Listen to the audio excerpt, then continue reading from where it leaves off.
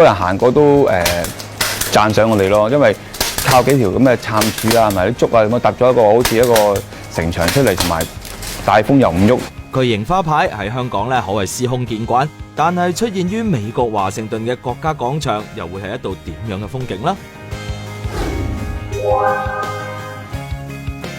過去好多次咧都為西九大氣棚搭建竹蓋氣棚嘅本地花牌公司榮基花牌，前年獲得美國史密森民族生活藝術節邀請，搭建一個高過30尺、120尺闊嘅巨型竹棚花牌。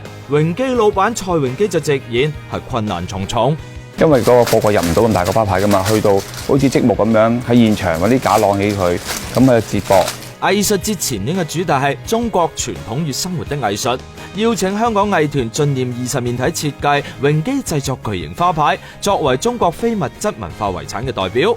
即係唔同嚟香港就搭棚咁，正常嚟講師傅都係靠嗰個眼同埋經驗去睇嗰條竹平唔平嘅，但係去到嗰邊就唔得啦，就要用尺，所以做嗰嘅時候嘅壓力都變咗好大。就連香港傳統工藝亦都備受質疑。去到咁樣，我哋就搬啲竹落嚟啦。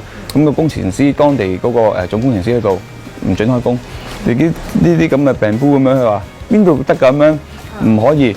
經過香港嘅工程師協調，當地嘅工程師咧終於放行啦，最終令到佢哋刮目相看。搞咗好多年㗎啦，幾十年㗎啦呢個民族節。咁就係有史以嚟最大嘅建築物就係我哋呢座花牌啦。盡晒自己嘅能力，因為始終代表香港去做嗰啲件事就唔可以做得失禮㗎嘛。